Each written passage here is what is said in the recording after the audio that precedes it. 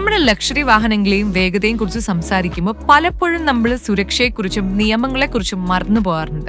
അതുകൊണ്ട് തന്നെ road നിയമങ്ങളെക്കുറിച്ചുള്ള knowledge നൽകാൻ ഏറ്റവും സ്യൂട്ടബിൾ ആയ വ്യക്തിയാണ് ഇന്ന് നമ്മുടെ കൂടെയുള്ളത്. Ernakulam motor vehicle inspector Shri Vinod Kumar സാറിനെ റോയൽ ഡ്രൈവ് പോഡ്കാസ്റ്റിലേക്ക് സ്വാഗതം ചെയ്തു.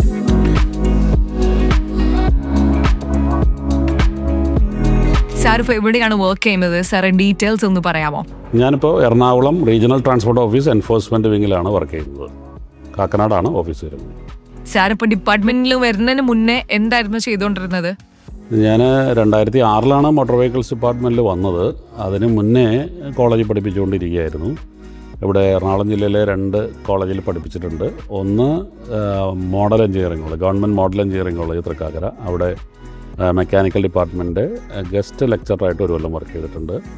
അതിനുശേഷം പുതിയ എഞ്ചിനീയറിംഗ് കോളേജുകളൊക്കെ തുടങ്ങിയ സമയത്ത് കാലടിയിലെ Adi Shankara institute of engineering and ടെക്നോളജിയിൽ മെക്കാനിക്കൽ ഡിപ്പാർട്ട്മെൻറ്റ് ലെക്ചറായിട്ട് ഏതാണ്ട് 5 കൊല്ലത്തിലധികവും വർക്ക് ചെയ്തിട്ടുണ്ട്. അതിനുശേഷമാണ് മോട്ടോർ വെഹിക്കിൾ ഡിപ്പാർട്ട്മെൻറ്റിലേക്ക് വന്നത്. സാർ ഇപ്പോഴും ഡിപ്പാർട്ട്മെന്റിലും വർക്ക് ചെയ്തുകൊണ്ടിരിക്കുകയാണല്ലോ.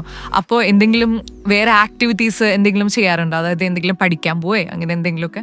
ഞാൻ ശരിക്കും പാർട്ട് ടൈമായിട്ട് കോഴ്സുകൾ ചെയ്യാറുണ്ട്. അപ്പോൾ അതിൻ്റെ ഭാഗമായിട്ട് ഇപ്പോൾ റീസെൻ്റായിട്ട് കൊച്ചിൻ യൂണിവേഴ്സിറ്റിയിൽ പാർട്ട് ടൈം PhDക്ക് റിസർച്ച് സ്കോളറായിട്ട് ഇപ്പോൾ പോകുന്നുണ്ട്. അത് ഞാൻ സ്കൂൾ ഓഫ് എഞ്ചിനീയറിംഗിൽ മെക്കാനിക്കൽ ഡിവിഷൻ്റെ അണ്ടറിൽ ആണ് ചെയ്യുന്നത്. ഇപ്പോൾ എടുത്തിരിക്കുന്ന ടോപ്പിക്കും ഈ റോഡ് സേഫ്റ്റിയുമായിട്ട് റിലേറ്റഡ് ആണ്. റോഡ് സേഫ്റ്റി എഞ്ചിനീയറിംഗ് മാനേജ്മെൻറ്റ് എന്ന് പറയുന്ന ഒരു പർട്ടിക്കുലർ ടോപ്പിക്കിലാണ് ഇപ്പോൾ റിസർച്ച് ചെയ്തുകൊണ്ടിരിക്കുന്നത്. അതിൻ്റെ കോഴ്സ് വർക്കുകളെല്ലാം കഴിഞ്ഞു. ഇനി അടുത്ത പ്രസൻറ്റേഷൻ അങ്ങനെയുള്ളതിലേക്കൊക്കെ പോകാനായിട്ട് നിൽക്കുകയാണ്. ഇത് ശരിക്കും റോഡ് സേഫ്റ്റി എന്ന് പറയുന്നത് നമ്മളുടെ എല്ലാവർക്കും ആവശ്യമുള്ളൊരു സംഭവമാണ്. അതുകൊണ്ട് ഈ സ്കൂൾ കോളേജ് തലങ്ങളിലോ അല്ലെങ്കിൽ വേറെ ഏതെങ്കിലും കമ്പനികളിലൊക്കെ ഈ റോഡ് സേഫ്റ്റിയുടെ അവയർനെസ് പ്രോഗ്രാമുകൾ കണ്ടക്ട് ചെയ്യുക എന്നുള്ള ഒരു ഉദ്ദേശം ഉള്ളതിൻ്റെ അടിസ്ഥാനത്തിൽ പല സ്ഥലത്തും പോകാറുണ്ട്.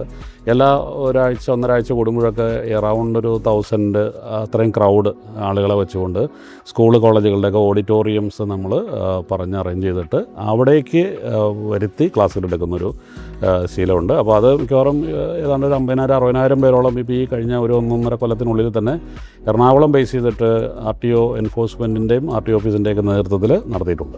പുറത്തിറങ്ങുമ്പോൾ ചില വാഹനങ്ങൾ നോക്കുന്ന സമയത്ത് ചിലതിൽ 4 ഡിജിറ്റ് നമ്പറുകൾ കാണാറുണ്ട്, ചിലതിൽ സിംഗിൾ ഡിജിറ്റ് നമ്പേഴ്സാണ് കാണാറുള്ളത്. അപ്പോൾ ഈ 4 ഡിജിറ്റ് നമ്പേഴ്സ് നിയമത്തിലുള്ളതാണോ, അത് നിർബന്ധമാണോ അങ്ങനെ വേണമെന്നുള്ളത്? അതായത് രജിസ്ട്രേഷൻ നമ്പർ പ്ലേറ്റ് HSRP എന്ന് പറയുന്ന ഒരു ലേബൽ, അതായത് ഹൈ സെക്യൂരിറ്റി രജിസ്ട്രേഷൻ പ്ലേറ്റ്, അത് ഈ 2019 ശേഷമുള്ള എല്ലാ വണ്ടികളിലും കമ്പൽസറി ആയിട്ട് അത് വയ്ക്കാൻ പറഞ്ഞിട്ടുണ്ട്.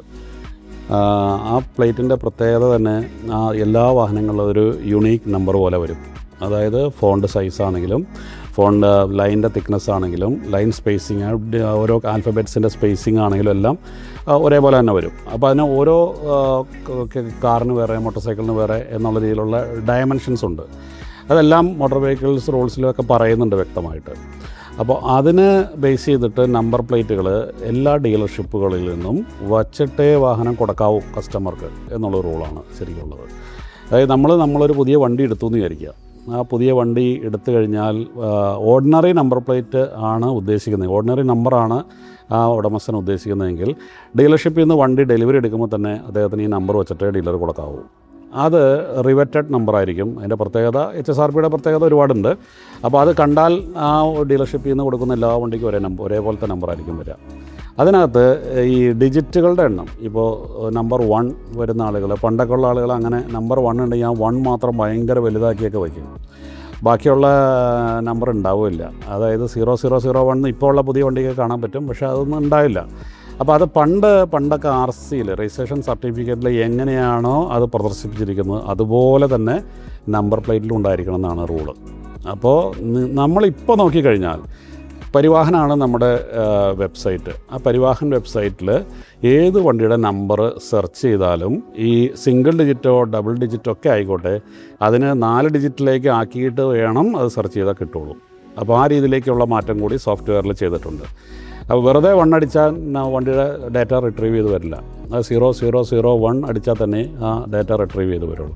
അപ്പോൾ രജിസ്ട്രേഷൻ സർട്ടിഫിക്കറ്റ് നോക്കിയാലും അത് ആ രജിസ്ട്രേഷൻ സർട്ടിഫിക്കറ്റിലും 0001 ഉണ്ടാവും.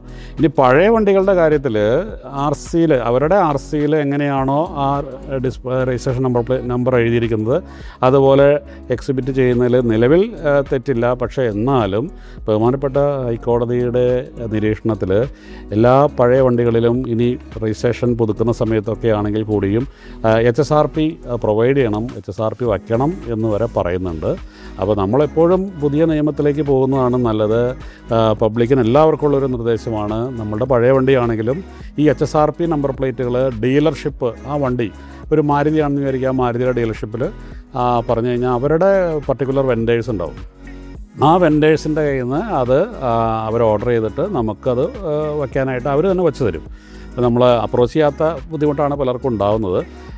നമ്പർ പ്ലേറ്റുകളെല്ലാം യൂണീക്കായിരിക്കണം, യൂണിഫോം ആയിരിക്കണം എന്നുള്ളൊരു നിർദ്ദേശത്തിൻ്റെ അടിസ്ഥാനത്തിൽ തന്നെയാണ് അത് ചെയ്യുന്നത്. അപ്പോൾ ഫാൻസി നമ്പർ വേണം എന്നുള്ള ആളുകൾ നിർബന്ധമായും ഡീലർ അപ്ലൈ ചെയ്യുന്നതിന് മുമ്പേ പറയണം. ആ ഡീലർഷിപ്പിൽ തന്നെ വ്യക്തമായിട്ടത് പറയണം. എനിക്ക് ഫാൻസി നമ്പർ ബുക്കിംഗ് വേണം, എനിക്കിഷ്ടപ്പെട്ട ഒരു നമ്പർ എടുക്കാനാണ് എന്ന് പറഞ്ഞു കഴിയുമ്പോൾ ഡീലർ ഓൺലൈൻ വഴി RTOയിലേക്ക് അപ്ലൈ ചെയ്യുന്ന സമയത്ത് പരിവാഹൻ സൈറ്റിൽ fancy number option yes no എന്നുള്ള ഓപ്ഷനിൽ യെസ് ടിക്ക് ചെയ്ത് വിടണം.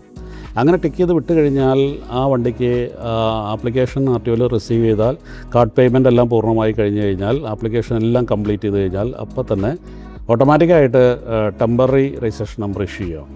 അത് വേണമെങ്കിൽ അദ്ദേഹത്തിന് പ്രിൻ്റ് എടുക്കാം, വീട്ടിലിരുന്ന് തന്നെ പ്രിൻ്റ് എടുക്കാം, അല്ലെങ്കിൽ ഡീലർക്ക് പ്രിൻ്റ് എടുക്കാം. അപ്പോൾ ആ ടെമ്പററി രജിസ്ട്രേഷൻ നമ്പർ പ്ലേറ്റ് വച്ചുകൊണ്ട് ആ ഡീലർ കസ്റ്റമറിന് വണ്ടി കൊടുക്കാവൂ. അങ്ങനെ കൊടുത്തു കഴിഞ്ഞാൽ ആ വണ്ടി അദ്ദേഹം ഒരു 45 ഡേയ്സോളം ഇപ്പോൾ അതിന് ഒരു ടൈം കൊടുത്തിട്ടുണ്ട് പീരീഡ്. അതിനുള്ളിൽ ഒരു നമ്പർ ബുക്ക് ചെയ്തിട്ട് അതും പരിവാഹൻ വെബ്സൈറ്റിൽ തന്നെ ഫാൻസി നമ്പർ ഓപ്ഷനിൽ പോയിട്ട് നമ്പർ ബുക്ക് ചെയ്യാം. ഓരോ നമ്പറിനും പർട്ടിക്കുലർ ഫീസുകളുണ്ട്. ഇപ്പോൾ 3000 rupees മുതൽ തുടങ്ങിക്കഴിഞ്ഞാൽ 1 lakh വരെയുള്ള നമ്പറുകളുണ്ട്. അപ്പോൾ അങ്ങനെ നമ്പർ ബുക്ക് ചെയ്ത് മിക്കവാറും എല്ലാം മൺഡേ ആയിരിക്കും, ഓരോ ആഴ്ചയാണ് അത് ക്ലോസ് ചെയ്യുന്നത്. അപ്പോൾ മൺഡേ രാവിലെ ഒരു 10 മണിയോട് കൂടി അല്ലെങ്കിൽ 10:30 കൂടി അത് അലോട്ട് ചെയ്ത് കഴിഞ്ഞാൽ ആ അലോട്ട്മെൻറ്റ് നമ്പർ ഈ രജിസ്റ്റേർഡ് ഓണർക്കാണ് എന്ന് കൺഫർമേഷൻ കിട്ടിക്കഴിഞ്ഞ് കഴിഞ്ഞാൽ അതിനുള്ള ഇൻഫർമേഷൻ സൈറ്റിൽ നോക്കിയാൽ മനസ്സിലാവും അവർക്ക്. അപ്പോൾ തന്നെ നമ്പർ പ്ലേറ്റ് ഓർഡർ ചെയ്യാം ഡീലർക്ക്. നമ്പർ പ്ലേറ്റ് ഓർഡർ ചെയ്ത് കഴിഞ്ഞ് കഴിഞ്ഞാൽ ആ നമ്പർ പ്ലേറ്റ് വച്ച് ആ വാഹനം തിരിച്ചു വരാൻ പറഞ്ഞിട്ട് ഡീലർ തന്നെ ആ നമ്പർ പ്ലേറ്റ് റിവെറ്റ് ചെയ്ത് വച്ച് കറക്റ്റായിട്ട് കൊടുത്തതിന് ശേഷം വീണ്ടും കസ്റ്റമർക്ക് ഹാൻഡ് ഓവർ ചെയ്യാം. അപ്പോൾ അതാണ് നമ്പർ പ്ലേറ്റ് ഫാൻസി ഉള്ള ആളുകൾക്ക് ഉള്ള ഒരു രീതി.